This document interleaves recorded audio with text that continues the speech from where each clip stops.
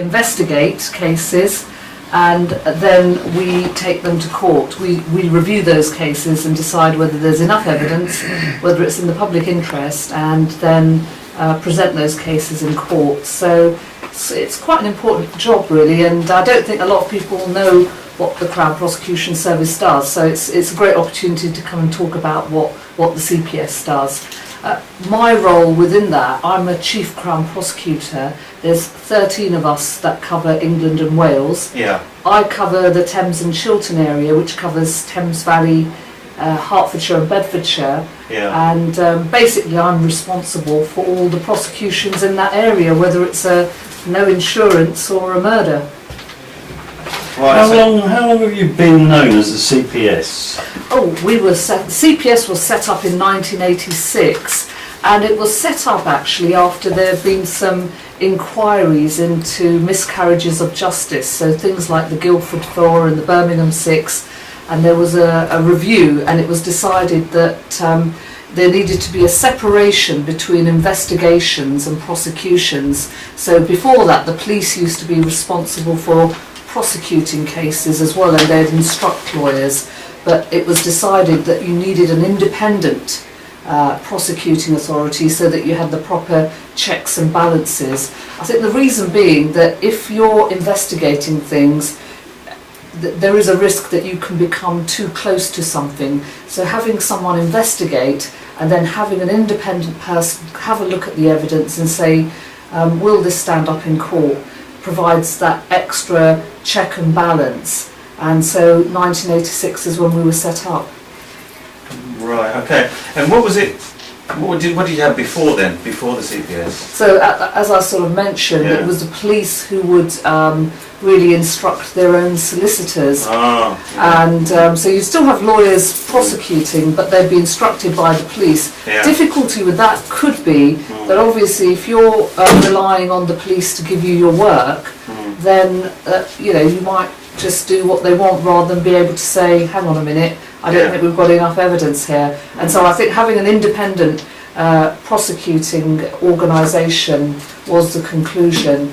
I think in the early days relationships were quite tricky with the police, but actually things have really moved on now, and as we've grown as an organisation, certainly I think relationships, certainly in my area, relationships are pretty good with the police, and there's that healthy and robust challenge, but we maintain our independence whilst working well with them. So you're one of 13 Yes. Chief Prosecutors in England, or just England? England and Wales. We've got one for Wales. So Okay, so 12 for England, 1 for Wales. Wales is technically part of England, isn't it? Or it was. Well, What was that, Jeff? Wales used to be technically part of England. Well, I mean, if you look at, let's look at the bare facts here. I mean, twice as many Welsh live in England anyway, so England is basically it's the same as the Scots and the Welsh. That's why I can't understand this nationalism thing, as I've said time and time again. When you've got England is more Welsh than Wales, England is more Scottish than Scotland, and England is more Irish than Ireland, because England is basically an amalgamation of all the Celtic people. And if you look into the history, and that's what it tells you. So anyway, going back to CPS, I've worked in the film industry over the years, on and off, and I know that you know Kay, who runs an agency, and so we get shows like. What's on at the moment? Is it Law and Order? Law and Order. Sort of probably the most recent one that looks at prosecutions in this country. Law and Order, and the Judge John Deed one. What's it called? Yeah, I think it was called Judge. Law and Order UK, that one, isn't it? No, that's it was called Deed, wasn't it, or something? No. Oh, Judge John Deed, the guy who came in the Professionals. Martin Shaw. And then you got other shows like Midsummer Murders, where of course people like me and you would not be allowed to star in the film, would be really. Well, funnily enough, given that it covers Oxfordshire, that's actually in my area. So really? Thames Valley's made up of part of Oxfordshire, so maybe I should put a bid in for a cameo appearance on Midsummer Murders. Do you remember the fuss that we had about 8-9 months ago? Yes, I heard the radio debate on that. The producer he said he wanted to be like. England used to be. So that's why I didn't notice it before, but then it was true. There were no black or Asian actors or even background artists in the shows. But because I've been on so many film sets, TV and film, mainly TV, but film as well, where sometimes you think, are you on there just as a token gesture sometimes? But mostly, even I remember doing Hamlet with Kenneth Branagh about 10, 12 years ago, probably longer than that now. And obviously Hamlet is set in the Middle Ages, and even in Hamlet, in his version of Hamlet, they had black and Asian stars among the main cast. So I think people do sort of. It's evolving, but everybody's got their own point of view, and that's what you wanted to do. So it certainly stirred up a debate, didn't it? Absolutely, absolutely. I mean, I think the reality is, it depends, as you say, do you want to depict a bygone era, or do you want to say, well, Midsummer's, it's a fictional place, but it's it's they only murder at Midsummer, apparently. Is that why it's called Midsummer Murders? So around June, July time, that's when the murder season is. It's too cold to go out then. I don't think I can comment on that, but I do. What I can comment on is that I would say the kind of profile of people that work in criminal justice, whether it's the police, certainly in the Crown Prosecution Service, it's a lot more diverse than perhaps the sort of TV shows portray. Although I have to say, I think Law and Order, the sort of cast in that are fairly diverse. So, and that, I think that reflects the reality that there are more people from different backgrounds working in both the police and the CPS. I think there are still challenges around what roles they play. So I think there's still challenges for the police around how many really senior people, how many chief constables are there from a BME background. So I think there are still challenges there. Interestingly, within the CPS, we've got quite a few people from sort of BME backgrounds at chief officer level. So really? we've made great strides in the last 7 or 8 years. What do you mean by BME? Black minority ethnic, so people from different diverse backgrounds, really. Yeah. So out of the 13, are you the only ethnic minority? No, not at all. No. In fact, there's certainly my counterpart in Manchester. There's an Asian man. There's a black woman in the northeast. In London, one of the very senior, not the CCP, but a very senior person is another black woman. We've got Deputy Chief Crown Prosecutors. I can think of 2 Asian females. So CPS has kind of done really well, I think, in trying to make sure that not only do we have a mixed workforce, but that we're actually promoting people as well. And I think that's a sign of a sort of healthy organisation, really. Right. And what about the sort of challenges? I mean, obviously we've had miscarriage of justice over the last God knows how many years, and probably will do, it's human nature. But what would you say has been your sort of biggest challenge or biggest regret, or are mistakes made? I think one of the things, you're right, where you've got human beings, there's always scope for human error, and the reality is, in our role, we are dependent on what we're told by the police. We don't investigate things ourselves, so we're kind of fed the information. We can ask questions about it, and we can suggest other lines of inquiries. But obviously, if we're not told certain things, then we don't know what we don't know. And I suppose one of the biggest challenges is making sure, particularly on the serious cases, that we're really probing and asking the right questions. Well, you can, sorry to come in, you can probe the police. Oh sure, we can say, well, could you, obviously we can't direct the police in terms of their investigations, but what we can say is, at the end of the day, what we're going to try and do is, if we want to prosecute a case, is how can we make it as strong as possible? And the more serious the type of offence we're dealing with, the more effort and energy we will want to put into that. So in a murder inquiry, we will push the boat out and try and make the case as strong as possible. Sometimes that might be about doing work that might eliminate other suspects, so we can advise the police on issues such as that. Ultimately, how they decide to investigate is a matter for them. But certainly the police will collect a lot of information when they're carrying out large investigations. Some of that information will be very handy. We will call that evidence that we're going to adduce in court. But there'll be other information that doesn't help the prosecution case, but it might help the defence, and we've got to then disclose that to the defence listers, and making sure, we call that disclosure of unused material, making sure we do a good job around disclosure is really key, because we've got to be fair. The whole point about the Crown Prosecution Service is... That's what comes out of it, fairness. Yeah, it's about being independent, but not being independent for the sake of being independent. It's being independent so that you can be objective and fair.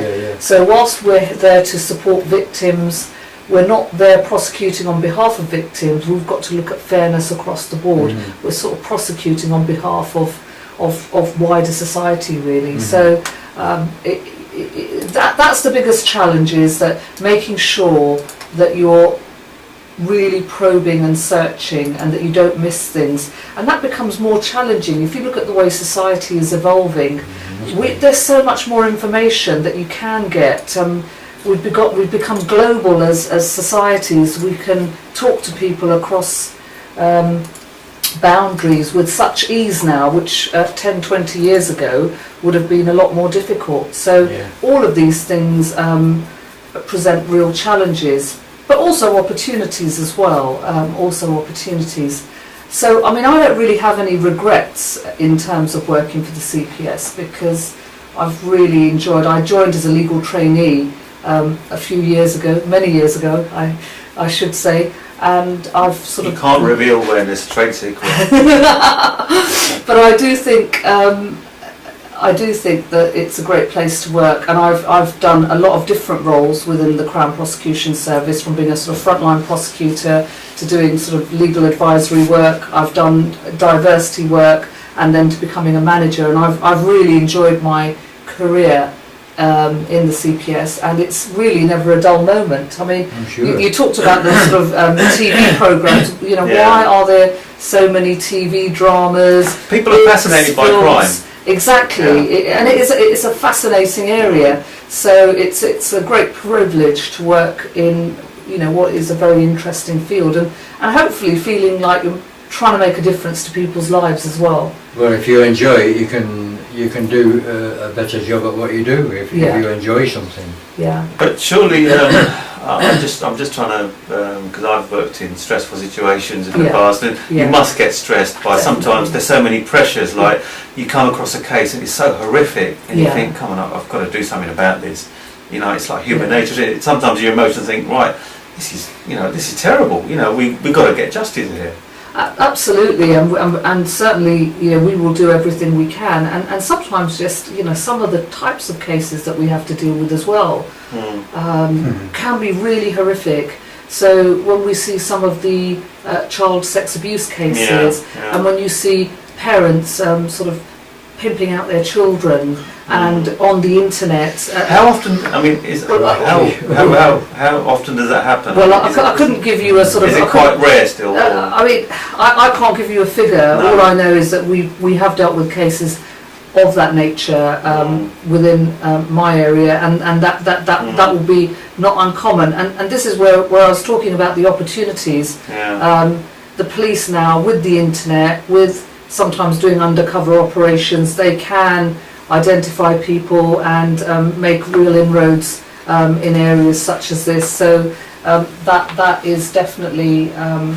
positive. But what you do get to see is you get to see a side and a slice of life sometimes where you think, I can't quite believe that people would do that. So that's tough. But then, yes, there's real satisfaction if you think you can actually do something about that and stop a person carrying on doing these things. There's a real sense of achievement in that. So absolutely, you do. But you do get some very distressing cases, and you also get some cases where it's really difficult to make decisions. Where it's really finely balanced. So it's not an easy job, but then I think if it was easy, it would be boring, and then I probably wouldn't enjoy it. Yeah, it's good to have a certain amount of stress when you're doing something, isn't it? Because it sort of it drives you on, doesn't Absolutely. And to be honest, if you're blasé about it, then you're the wrong person to be doing that job, because you affect people's lives. Even if it's a sort of relatively minor case. For someone, if they're going to court for the first time, that's a really big thing. Might seem minor. So I think that's really quite important. The challenge is not to, on the more low-level stuff, not take it seriously, because for the people involved, it may still be a very big deal. So before the advent of the internet, the paedophilia must have been really widespread, mustn't it? Well, I mean, again, it obviously went on before the internet. The internet hasn't caused that, people found ways and means of creating their own networks. I think, as with everything, the internet can make things easier. It can make fraud is easier with the internet. All kinds of things are easier, and I think it just provides another opportunity. But it also, as I say, it provides an opportunity for people who are kind of trying to stop crime as well. Yeah. But yeah, I think we don't always know what's kind of gone on, and often because people don't like talking about it. And certainly years ago, children. I think children are. There's a lot more work that's gone on about children reporting things now, but even then, now I think there's still lots of people that won't necessarily report until they become adults, because there's a power relationship often there. So they're really difficult cases, but it's really important that we try and do a good job on those type of cases. I was reading somewhere that they reckon that some quite astounding statistics that came out last week, that 10% of women reckon that they carried out a survey amongst 2,000 women or thereabouts, and they said that 10% of women have been raped at some point in their lives. Right. It was in the by their husbands, it could have been husband or partner or someone they don't know, but 10% out of the survey they carried out. But 10% is quite a lot, isn't it? Usually somebody that's quite near to them, isn't it? Well, yeah. Well, interestingly, it never even. I can't remember exactly when the law was changed. I think it was in the mid-90s, but before that, it wasn't even. Within a husband and wife relationship, that you couldn't even commit the offence of rape, and then the law was changed. So that kind of gives you an idea of where we are with some of those things. Within the CPS, we've actually put a lot of effort and energy into saying, how can we prosecute rape cases better? How can we do more on domestic violence? We've got a sort of violence against women and girls strategy, and the focus is very much how do we, particularly on the rape cases, where I think in society there are still lots of myths and stereotypes about how women find themselves in a situation and how they might have contributed to that situation. And we're really keen to say, look, just because if you go out and have a few drinks, that doesn't mean that you have put yourself into a situation where it's okay for someone to do that to you. So we're trying to push very hard at prosecuting more rape cases and seeing how we can try and shift some of those attitudes in society. So there's a lot of work for us to do there. But again, domestic... It sounds like they do a mighty fine job in the CPS.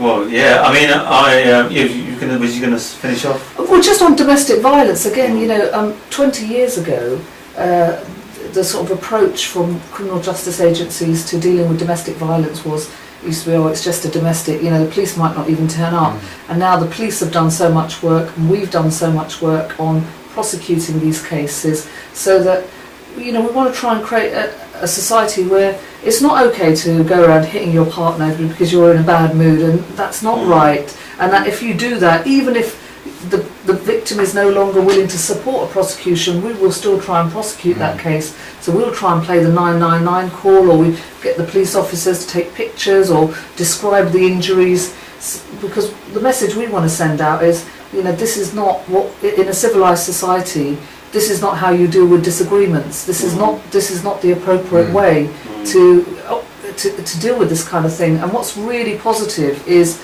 that, this is an inherently difficult area to prosecute, because victims often do say, we don't want to proceed with the case because they still want to be with the partner, etc. But notwithstanding the fact that it's a difficult area, what we found is that we do measure our success rates, but the volumes have gone up and the successful convictions have gone up for domestic violence. So I think the strategy that we've got about how can we prosecute more effectively certain offences that disproportionately impact on women. That's not to say that there isn't male victims of domestic violence, not to say that there aren't male victims of rape. I'm just going to ask you about that. There are, yeah. but I know, because I get beaten up by my wife all the time. So. but I think the reality is that they disproportionately impact on women. So again, I don't know. Is it about 10% of domestic violence is against men? Is that true? Around about 10%? I'm not sure. I'm not sure. I'm not even sure. Because more and more men are coming forward, which they wouldn't have done 20, 30 years ago. Yeah, I mean, I think that's. It's kind of a shame, isn't it? I mean, some of the women out there, I mean, they've got some muscle, haven't they? The macho thing. Yeah, it's the macho image, isn't it? Where men, well, if you've been hit by your wife, it's probably harder to in some respects, but I know that there are some groups now, and it is something where I think there is more reporting. So, and we would take those very seriously as well. I think what we're saying is that nevertheless, still at this stage in the lion's share of these offences impact disproportionately on women. Yeah. When you think, if you just take a step back and think about that for a moment, it's quite scary, isn't it? That you've got these violent offences and 90% plus of the victims are women. Yeah. And if you just take a moment and say, what does that mean for the quality of life for women, really?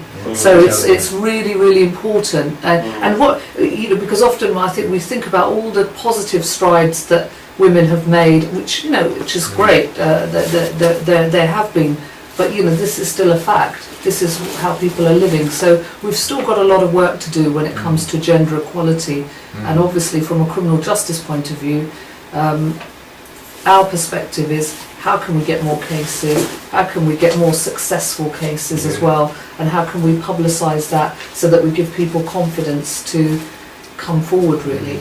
And of course it helps to have women in positions such as yourself. I think it absolutely, but I know that there are many of my sort of male colleagues as well that would be equally passionate about taking this forward, but it's good. I mean, I think it's good to have role models anyway, whether it's women, whether it's people from different backgrounds, for other people to see. I think that's always a positive, because actually if the system looks very different to you in every respect, then it can feel more intimidating, where if you're a woman and you start seeing there's women prosecutors, or I'm sure that does, if it's a bit more diverse, it does make a difference. Although fundamentally it's how you deal with people. I think that really makes a difference, whether irrespective of what colour you are or what gender. It's how you deal with people is the most important thing. Yeah, I think sometimes in society we get a little bit hung up on colour and background and stuff, and we just look at the person first rather than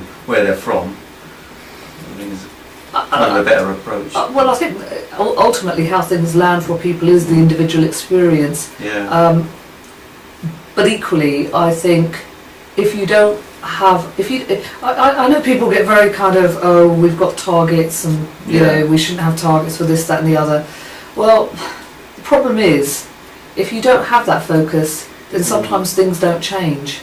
And so there's a balance to be struck between, on the one hand, making sure that we are trying to improve and make sure that our organisations reflect wider society.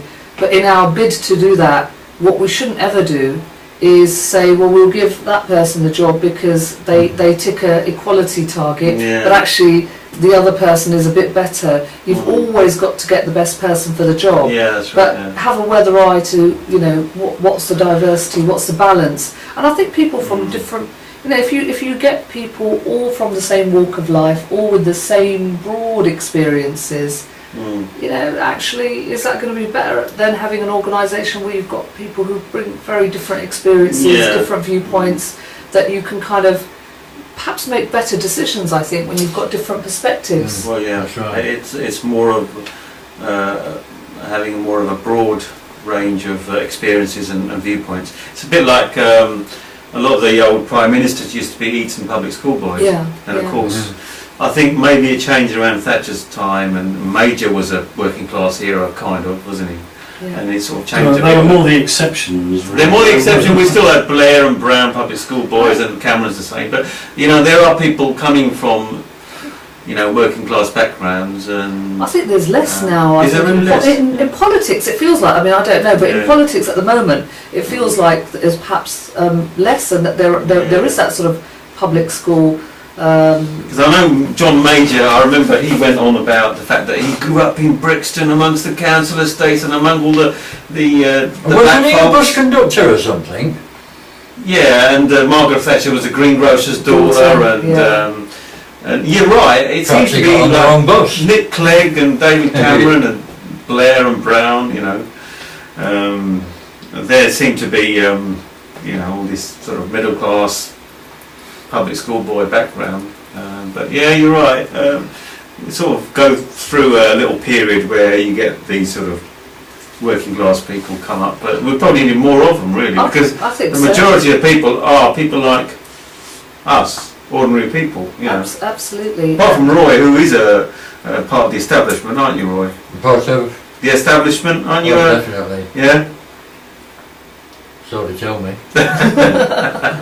But yeah, you're right, we do need more people. But what, you know, in terms of the targets, I mean, what sort of targets have you got? Like, you got to try and reflect the community that you work in. Is that, how would you define a target? Well, I mean, we've got sort of we haven't got targets. We've got sort of different measures around how many unsuccessful cases versus successful cases. But you know, that's just a very broad measure, because we don't let that sort of get in the way of the day-to-day individual decision making. So it's more of a sort of something in the background to just see roughly how are the sort of different areas doing. We do have sort of specific targets around, can we make sure that our unsuccessful rape cases or our hate crime, and I'm the sort of national champion for the CPS on hate crime, so that's an area. Yeah, I was going to go on to that, actually. Yeah, I mean, that's sort of about looking at sort of cases that are racially or religiously aggravated, or homophobic cases, or cases where someone's been targeted because they've got a disability. So it's a real broad area, different strands of hate crime. And we've got some targets around making sure that we're looking at our volumes as well, particularly on some of those, not so much on the racially and religiously aggravated, possibly on the religiously, but certainly on things like hate crime where it's a disability hate crime, or homophobic or transphobic. The numbers aren't terribly high, so there's also something about, can we again encourage people to report more? And so we do sort of track what the volumes are, and then what the success rates are. And again, as I mentioned earlier, around the violence against women, rape, sexual offences and domestic violence, we look at how many are we prosecuting, how many are successful. So those are sort of some of the targets. We've got some targets around victims and witness care as well. How many witnesses come to court? We want to kind of get ideally sort of above 90% attendance rate for those cases that do go to trial. So we've got sort of a whole range of sort of measures. But fundamentally, I suppose, you know, what we want to be doing is making sure that we weed out bad cases and stop those early. Yeah. Was that one of the objectives of the CPS, to reduce the number of failed cases and increase prosecutions? Increase successful prosecutions. On the basis that certainly before the CPS was set up, it's right to say there were all kinds of cases going before the Crown Courts, and the judges were throwing them out at half time because the evidence just wasn't there. And that's inefficient, and in this sort of era of, you know, public sector cuts, so, you know, we've got to be very efficient, not inefficient. But equally, I mean, someone could have lost their liberty. They might be in custody whilst this flimsy case is making its way to the Crown Court. So it's really important that we try and, I suppose what I'd say is, it's about getting it right first time and getting it right as soon as possible. Now that doesn't always happen, but that's what we're striving for, really. I was going to ask you more about say for instance, what's your average sort of success rate with murder convictions? Do you have a sort of ballpoint? I mean, broadly in the Crown Court, so I couldn't give you for an offence such as murder across the board, although I'd imagine it's relatively high. But I'd say even for our Crown Court cases nationally, we're looking at sort of above 80% conviction rate. That's and not too dissimilar in the Magistrates' Court. I mean, the lion's share of our work is in the Magistrates' Court, so the volumes are much higher in the lower courts. But it's there or thereabouts. So how do you decide if a case is going to go to Magistrates or the Crown Court? So some cases, it depends on the kind of offence it is. So there are some cases, and we call those summary-only cases, and they can only be tried in the Magistrates' Court, so there's no choice. So your most basic assault, which is the common assault, which carries a maximum of 6 months imprisonment, can only be tried in the Magistrates' Court. Then you get what are called either way offences, which, as their name suggests, could be tried either in the Magistrates' Court or the Crown Court. So sticking with, say, violent offences, assault occasioning actual bodily harm is an either way offence. So this is where you're sort of stepping up a gear now. It's not just if I gave Roy a bit of a shove here, that would be a common assault. If I gave Roy a bit of a shove. Feel free to do it. I would like it. I would welcome that. You're welcome to go ahead. If I sort of gave Roy a bit of a shove and then took my shoe off and hit him on the head with the stiletto heel, he might. But the trouble is, he might enjoy the stiletto. He might. We're going down a different track there. But that would take it into the sort of ABH category, and then what would happen in that situation is we could make representations to the court. So we might say, actually, this is now so serious that 6 months isn't enough. So this needs to be tried in the Crown Court. The defence can sort of say, no, we think it should stay down here, or they can say, yes, we want to elect Crown Court trial anyway. So that'd be in front of a jury? Yes, a Crown Court trial would be in front of a jury.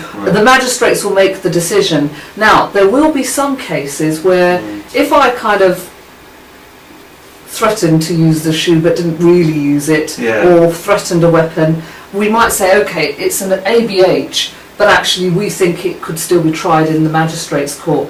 What what I could still do if I was the defendant is say, well, I want my day in front of a jury and I'm electing. So one of the big hot topics in this country is that obviously at the moment a defendant on those either way offences they have the right to elect a Crown Court trial. They can't in the summary only offences, so the ones that are where the maximum term of imprisonment is less than 6 months, they can't in those. But I think the idea is that if you're looking at something that's a bit more serious than that, then a suspect should have that right to be tried in front of a jury. A bit of a debate going on because you've got some cases that are either way because they just happen to be a particular offence. So an example I'll give you is theft. Theft is an either way offence, but theft could be, I could steal, I don't know why I keep making myself the defendant, it's not a good sign, is it, for the chief to make prosecutor. So let's turn Jeff into the defendant. So say if Jeff decided, actually, I quite, he sort of went out when we had the riots. And he did. He got away with it. And he saw a nice 42-inch plasma screen TV that him and his mates managed to get out of the store. Value of about £2,000. That's a theft. But say if Jeff went into his local newsagents tomorrow and he's just feeling a bit peckish and but he had forgotten his money, so he thought he'd just nick that chocolate bar and hope no one noticed. That's a theft too.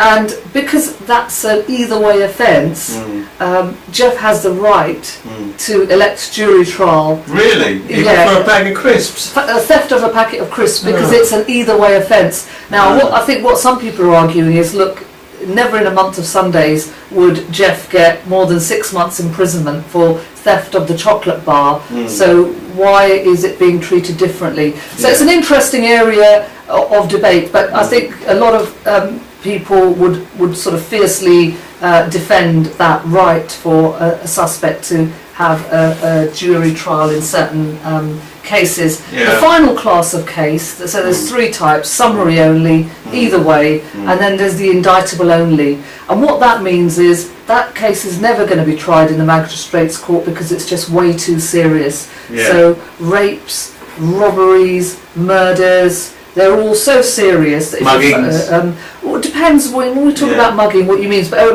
broadly, muggings we tend to think of as robberies. Yeah, yeah. So if we're talking about robberies, that's an indictable only case. And so what happens is they pretty much, there's a formality in the Mags Court, but then they just go straight up to the Crown Court. Right. So different types of offences, different process in terms of where that case is heard and our role within that. If there's a low profile case, Yeah. such as like Jeff stealing a bag of crisps, Yeah, and he wanted to go through the Crown Court yeah, in front of a jury, Yeah. which costs a hell of a lot yeah, more money. that's right. Do you have any influence Well, over that? what we could do, we would definitely say in a case like that, we think it could be tried in the magistrates' Yeah, yeah, court, and it's likely that the magistrates would say we can hear this case because it's fairly minor, but Jeff would still have that right to He's say, right, yeah. because it's an either way offence, I'm going to have my day in court and Yeah. I'm going to charm the jury and yeah. take Yeah, my my life, name. you know.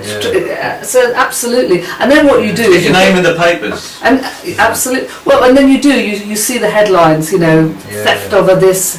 But the Yeah. reality is, you know, what would you do then if you can't have a wholesale approach where just because someone elects and it's a relatively minor matter that you're going to discontinue it? Because I know you get newspaper headlines saying, you know, why is this case in the Crown Court? Well, it's in Yeah. the Crown Court often because they've elected to do it. So I didn't know that. yeah, Well, you know, we had the recent trial of the Tottenham football manager Harry Redknapp Yes. in the Crown Court Yes. in front of a jury, and it cost taxpayer 6 million, 8 million, or 10 million, something like that, something Right. into millions. yeah, I'm sure, yeah. And it was over only, I say only, but it was only a sort of, was it $250,000 or 300,000 or something or other that he was supposed to have not paid tax on.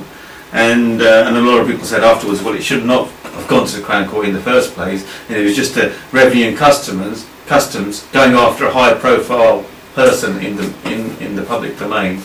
And in fact, they should have used their common sense and sort of sorted it out well before it went to court and saved the taxpayer £6 or £10 million. I think when you look at sort of fraud type offences, there is a real issue. I mean, I think what we can't do is say, well, we're not going to prosecute someone because they're high profile. I mean, that would be wrong. We've got Yeah, to treat yeah. everyone Yeah. in the same way in that sense. Unless it's And- the Queen, of course. Well, Can't prosecute the Queen. well, Because it's the Crown Prosecution Service. I think She'll say, well, you're doing it on my behalf, you can't prosecute me.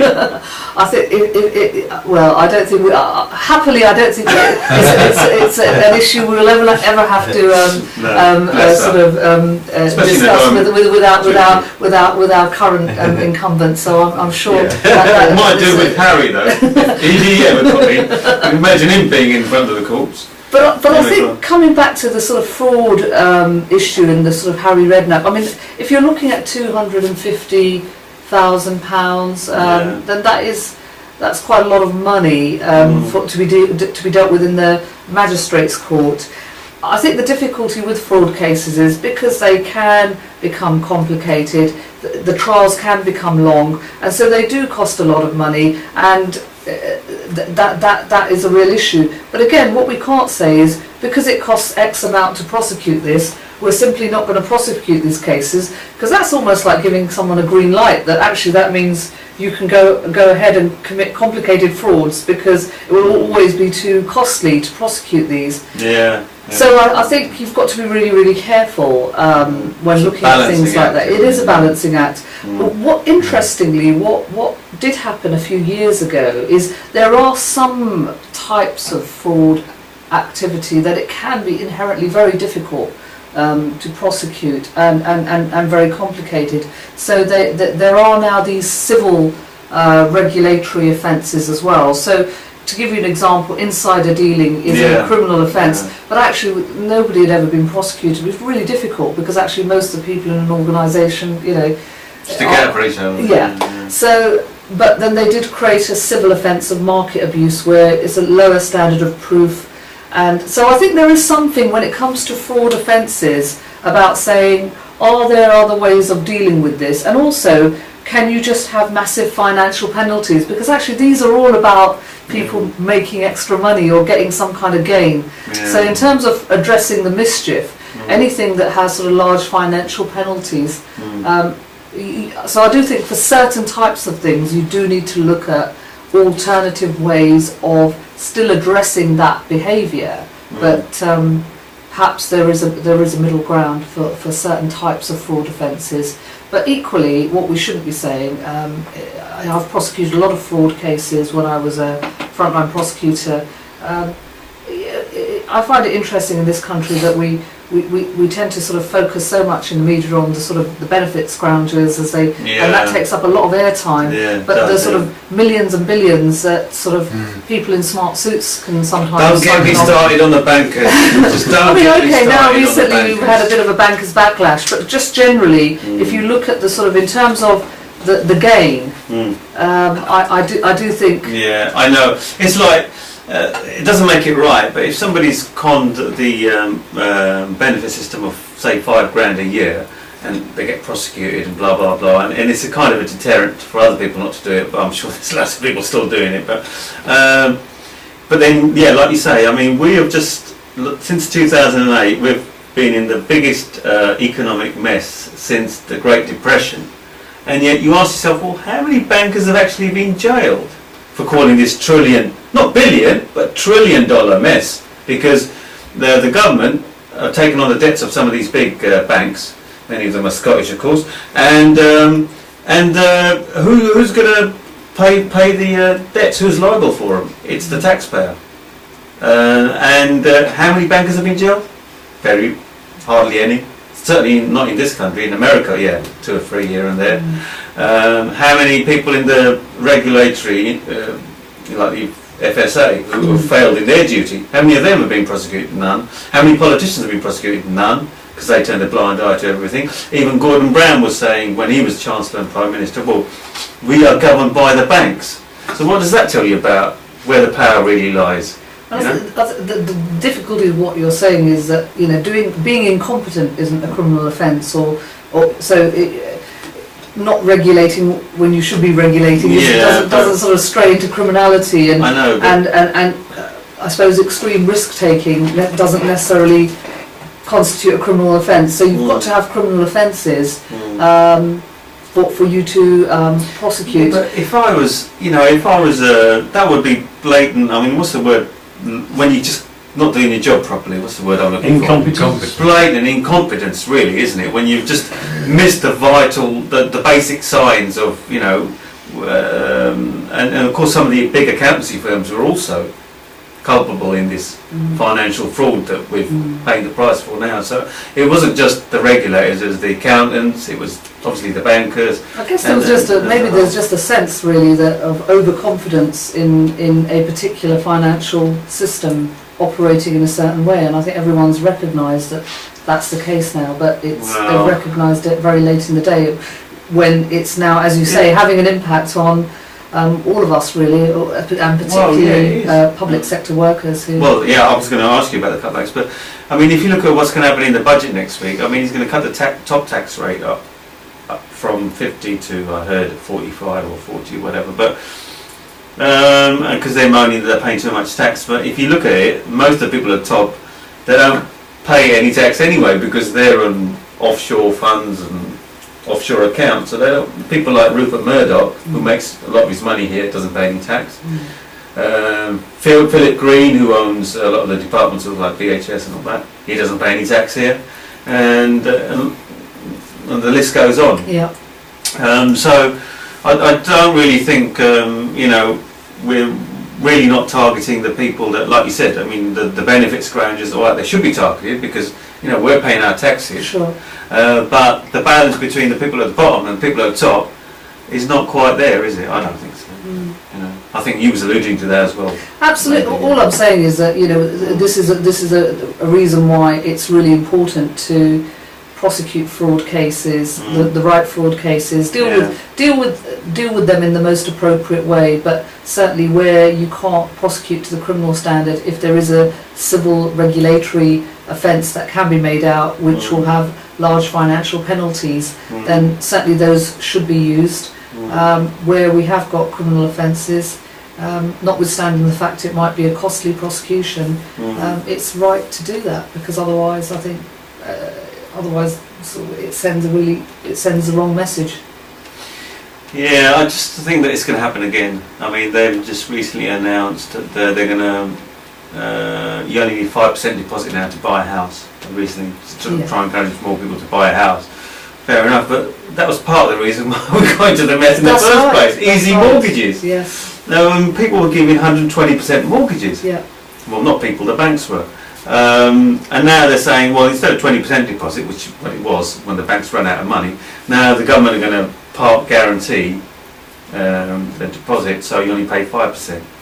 And so they'll try and encourage more people to buy out these inflated prices on the housing. But it's another mess waiting to happen again in a few years' time. It will happen again, it will. Everything happens in cycles, doesn't it? If you look through history, everything happens. It may not happen in the next 10 years, but I mean, it's going to take us another 4 or 5 years to recover from this mess.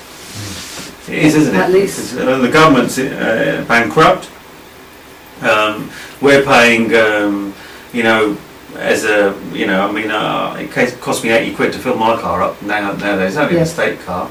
And 3 years ago it cost, 40 quid. Most of that is tax. 70% of that is like tax to the government. So, I was going to ask you about the cutbacks. I mean, there's going to be more pressure on the public services.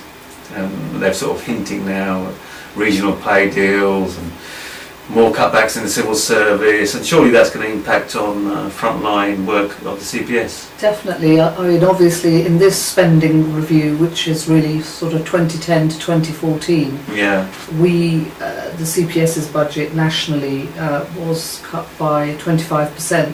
So that's really significant for us, because we're not a massive organisation. How many would you employ? There's about 8,000, I think, nationally. So that's not a huge amount, given the civil service employs 1 million people. Quite. So it's significant, and the way we've been dealing with that is we've made our sort of areas bigger. So we used to have 42 CPS areas. Those have been brigaded into 13. So you can cut management posts. You can cut back office functions. And I think when you do make areas bigger, you do get more resilience and flexibility. So there's a lot you can do to be more efficient. So there's some positives. I think there are positives about how can you, when you're forced to do that, really, raise your own game around efficiency.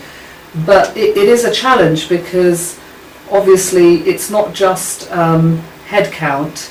It's also what's happening to people's pay. Pay is frozen, and as you talked about filling up the car with the petrol, pay is frozen, but cost of living is rising. It's rising by about 30-40%. And changes to pensions. So I think one of the big challenges for someone in my role is how do you keep people motivated and engaged when actually there isn't a lot of good news in terms of remuneration and sometimes job certainty. I think the good thing that we've managed to do in the CPS so far is do it, all the sort of redundancies have been voluntary, and then things have been managed. So I think that's been good. At least we haven't sort of gone down the right compulsory redundancy route. And I think coming back to what I sort of started at the beginning, because of what we do has such a sense of kind of importance. People take their job by and large quite seriously. They can see that it can really make a difference to members of the public. That does help. I mean, if we were a factory sort of producing widgets, it might be different, but that can help.